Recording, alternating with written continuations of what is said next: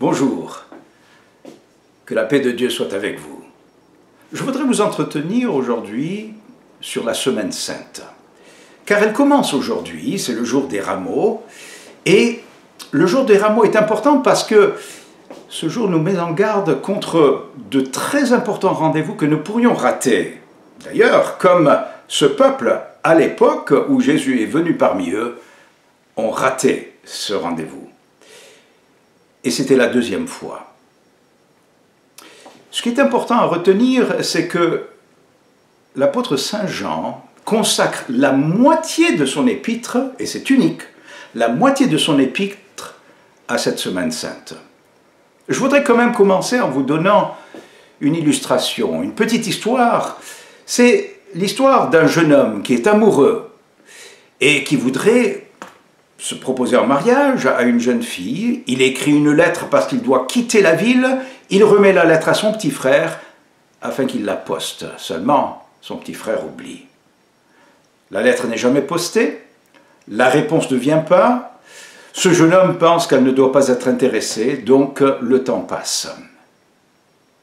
Après quelque temps, les parents sont en train de fouiller dans le grenier et trouvent un pantalon dans lequel se trouve une enveloppe, et c'était justement la lettre de proposition.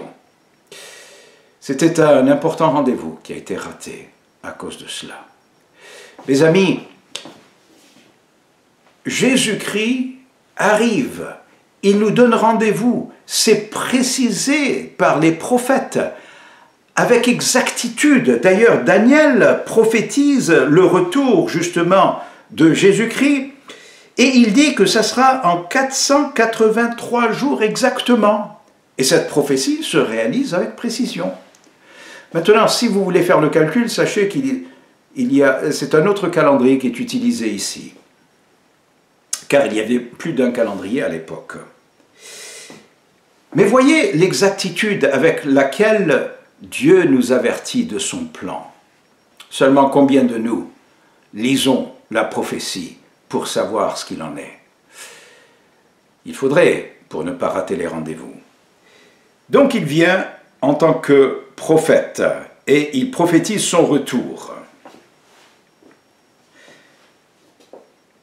Ce même peuple était là au temps de la première venue de Jésus-Christ quand il est né à Bethléem. Vous vous rendez compte? Il y avait des prophéties qui avaient été données, plusieurs, dont l'une était qu'il naîtrait à Bethléem. Seulement, il arrive à Bethléem, personne ne l'attend. Il n'y a même pas une chambre pour lui. Il est obligé de naître dans une étable. Vous vous rendez compte l'embarras de ce village quand ils ont appris que le Messie n'était pas seulement venu dans leur village, mais qu'il est né dans une étable. Eh bien, nous ne voudrions pas nous-mêmes être embarrassés, nous ne voudrions pas rater un tel rendez-vous nous-mêmes. Mais voyons que ce peuple, les descendants d'Abraham, Isaac et Jacob, ont manqué ces deux rendez-vous, soit par manque d'information, soit que leur attention a été détournée. Eh bien, Jésus prophétise son retour. Effectivement, il va revenir.